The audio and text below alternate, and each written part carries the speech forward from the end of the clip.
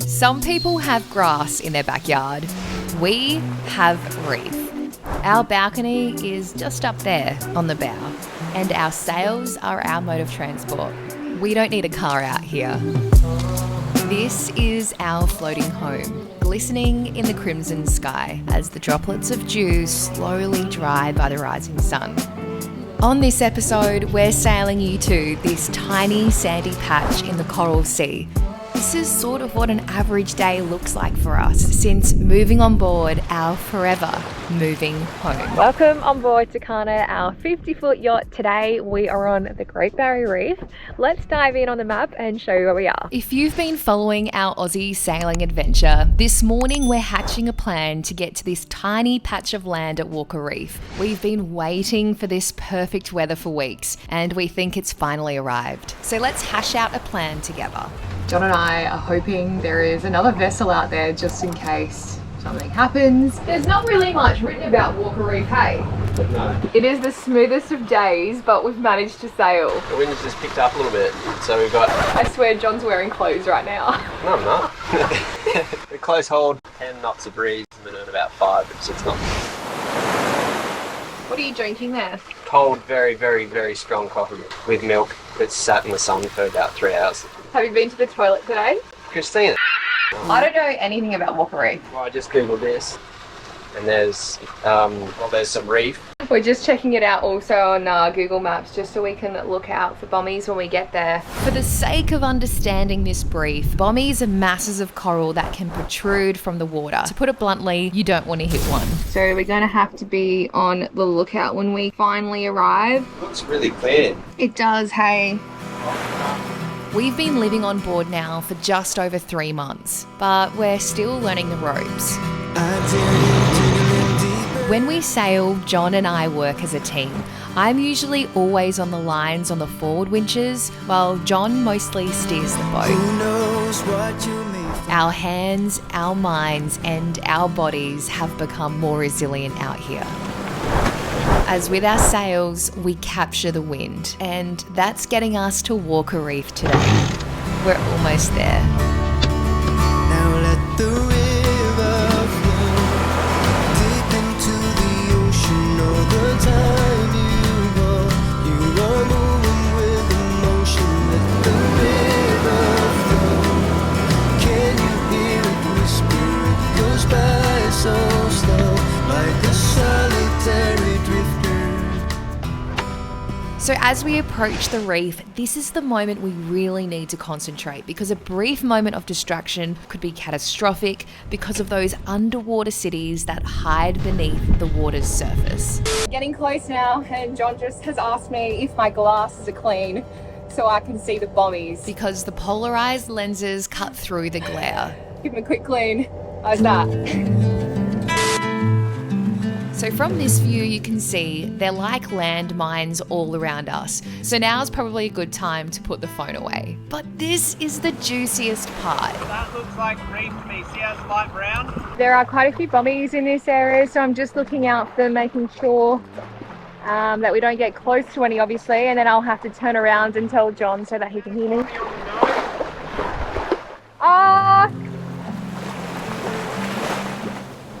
Quite far away it is. So we are currently in about 5 meters of water just beneath us. There's one other boat here. We were going to park up just in this area, but we'll be on a bit of a lee shore. Which means if we drag through the night, we could hit the reef. We don't want to run that risk, so we're just going to be heading around this bommy and having a look at that area over there. Okay. We're going to go in there and then around to the right. Okay.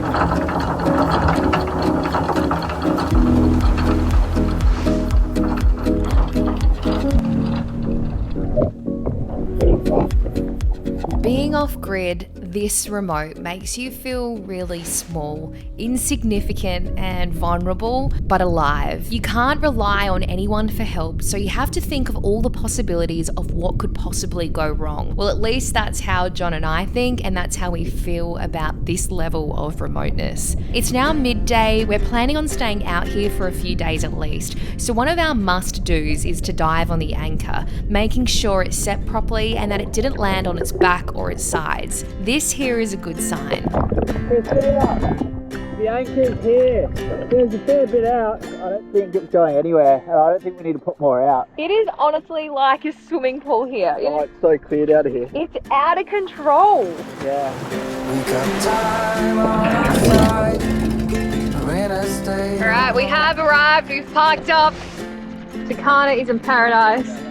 Oh, there's a little bit of coral down the bottom there, but not much. You stuck your head in or jump in? Yeah. Paradise to us is when you can see your boat's shadow blanketing the sand below. It's also a pristine spot waiting to be discovered. We got everything here. Australia! Holy moly! This is unbelievable. Makes it all worthwhile. Got this place around.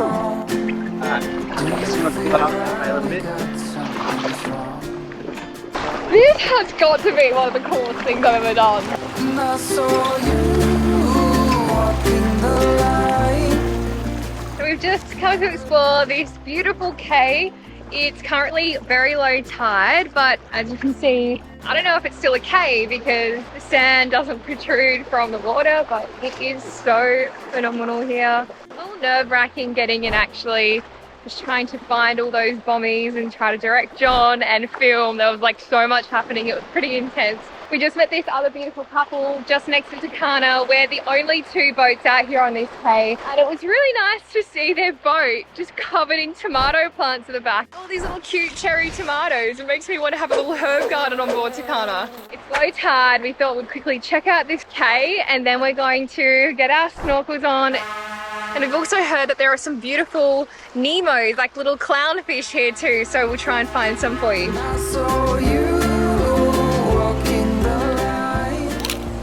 So unlike our major cities where we lean on Google Maps to help us find destinations, out here there is no such help. Currently on Coral Watch once more.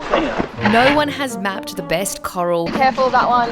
Is the Hypalon okay on coral though or not? And there's more over here. No, it'll still tear. Will it? Python is just UV resistant. Oh, be careful, there's coral in front. There's no advice, no 5-star rating system. We have no idea what to expect. So we're diving in our brand new wetsuits. This is the weather we've been waiting for. It's never going to get better than this for the reef. No. And I was like, oh. And I was like, oh. You know why that broke? That's the hand. Oh no! I think I'm gonna get it off. Yes, the arm section is currently around John's leg. I'm gonna have to cut it. No. Oh, how stupid! What a numpty! I was like, God. I was like, they make these things, right? Oh, I'm not gonna get it off. Oh my God. Hang on, try this way. Try this way. Hang on, careful. I just tore my bloody brand new wetsuit. Oh, you know what? I can stitch Yeah, that. it'll be alright. That's just a... It's just.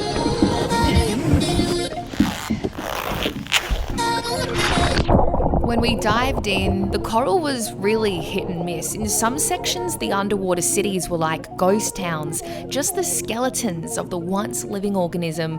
Coral, made up of thousands of tiny animals called polyps, were barely holding on to life. Well, so far, that was a little disappointing. But there were jewels in this Walker Reef crown. We just had to find them.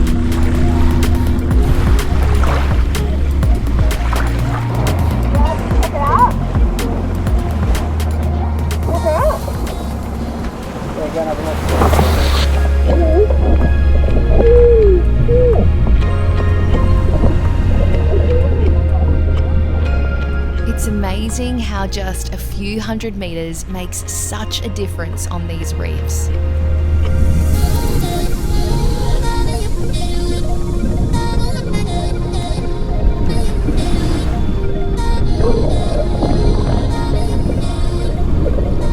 What a day. It's back to the boat for now, but we'll definitely head back out here again tomorrow and look for some of those Nemos.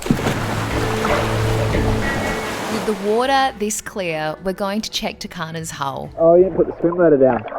How are we going to get back on the boat? You just have to climb the anchor.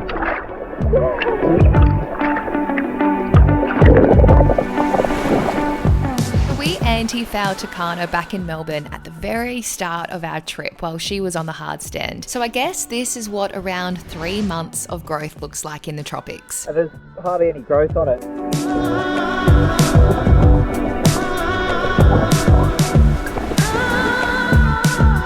Oh, okay. Now see what John means. How the hell are we going to get up there? I have to get onto the tender first. Okay.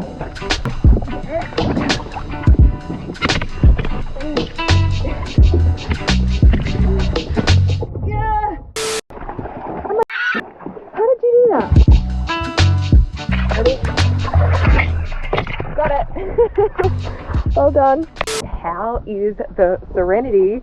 Wow, this is such an incredible spot. It's amazing to think that this is Australia. You always want to go to another country to see the sights, but to be able to enjoy this in our own backyard is pretty spectacular. This is the second time John and I have ever been out to one of the outer reefs, so it is really nerve-wracking for us, but it is also really exciting as well that we've been able to even do this. Tomorrow, hopefully it's going to look like glass here, so we'll have to show you that in the morning. Fingers crossed we get blessed.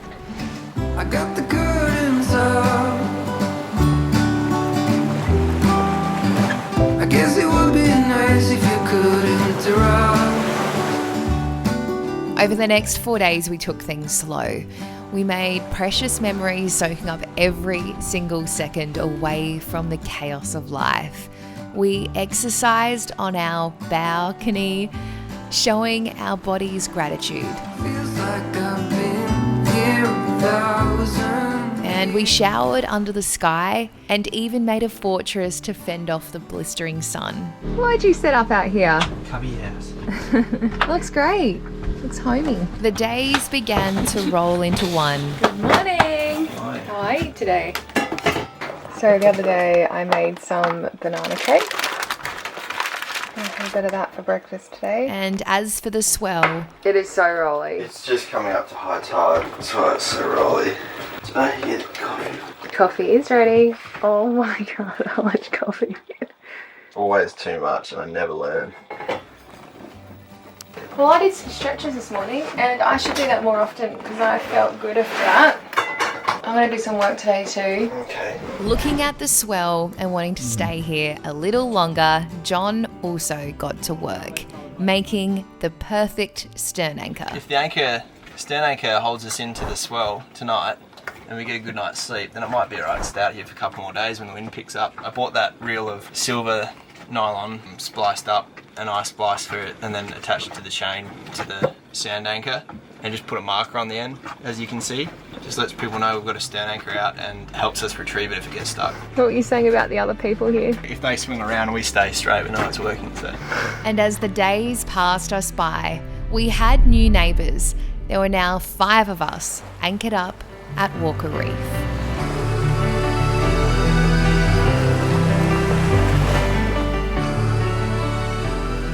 Let's play a game with everybody. John lost his weight belt yesterday. He seems to think that we'll find it. I think it's going to be trying to... I think we'll find it. I think it's worth having a look though. Okay. So I'd put the odds at 42%. 40. Probability. Oh, I'm trying to put you on flip up. Just luck. See if we can find this thing.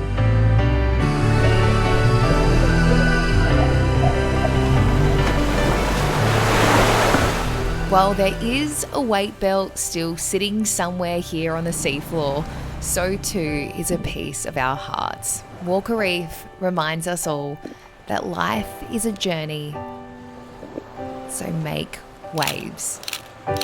Consider subscribing if you liked this video and want to join us as we continue our journey, and a huge thank you to our Patreons always for your support.